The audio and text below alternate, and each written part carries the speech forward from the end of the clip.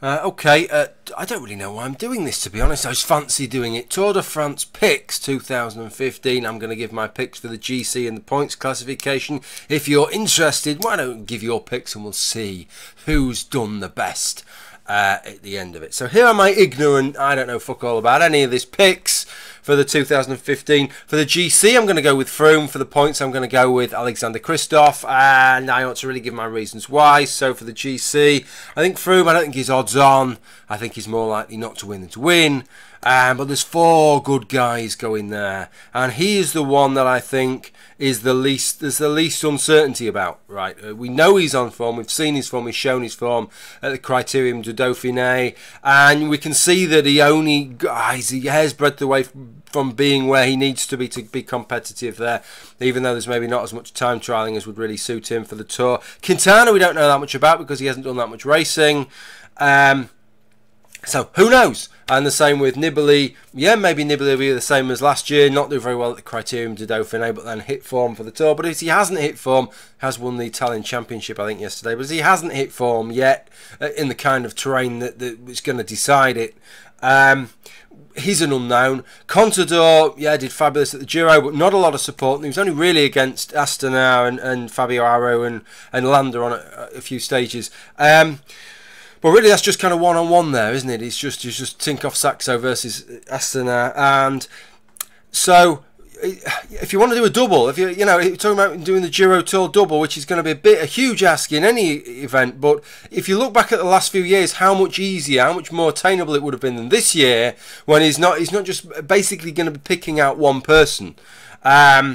He's going to have Froome, Nibali and Quintana, and so how many easy are those 7 mountain stages, 6 with a mountaintop finish? How many of those are going to be anything other than an absolute fucking leg breaker? It just seems that it's going to be a severely hard Tour, when you've got all 4 of them bouncing off one another, which is of course what we all hope for. So I just think it might be a little bit too much. He's great that he's took on that as a challenge, but maybe not the best year to have took it on in many ways.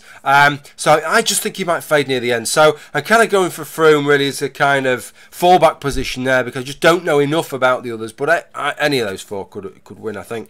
Just who knows. But I'm going to go for Froome on that. With the points, I'm going for Kristoff, not Sagan, because I think Kristoff is going to out-Sagan Sagan. And I think Degenkolb's going to get in the mix. I saw something with regard to Kittel not racing, saying, well, yeah, Kittel is not racing there. That's going to hurt Cavendish, his chance of the points, because it means Sagan, Cavendish would need to win those races and beat Kittel anyway, but then Kittel will become 2nd or 3rd, maybe Greipel thrown in the mix or whatever, and then that's pushing.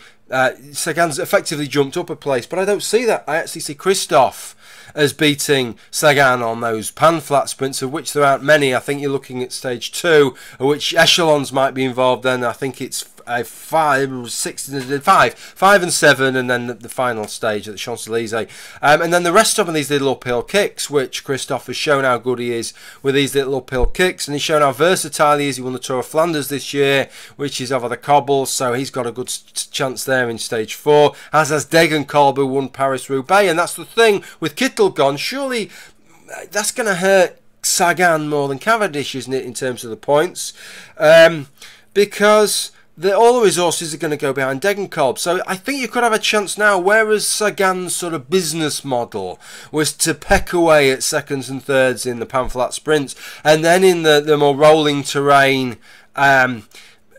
try and win a couple of stages, or again get some more 2nds and 3rds. I just kind of feel he might be kind of out Sagan now, because if Degenkolb and if Kristoff can be there as well, he could end up being shunted another pace back. In other words, he's got the kind of competition for those stages that perhaps it hasn't always been quite as focused as it has been before. Who knows? It might not work out that way, and he might end up romping away with it as he fucking has done for the last 3 years. But I don't know. I'm going to go for Kristoff with regard to that. So those are my 2 predictions. Really looking forward to watching it. I've been lucky this last week because I've in Lincolnshire where I live. They've had the British Road Championships. I got to see Alex Dowsett win the time trial 10 miles away, Cadwell Park. That finished 10 miles away, and my little lad had his photo taken with Alex after the race, which was fantastic. And then I saw Peter Kenyon beat Matt Cavendish at the end of the road race yesterday, which was absolutely fantastic. I was there about 20 yards from the finish line, so that was brilliant. And wow, Cavendish was absolutely fantastic. I didn't think that was the kind of the Micklegate cobbled climb. He went up that 8 times. He must be in good aerobic shape to be able to hang in there as he did till the end and come second. That was really amazing effort from his part to come second. So really kind of interesting to see how some of the British guys go. The 2 Yates brothers as well from America Green Edge. Really, really amazing prospects. Can't wait to see how they go.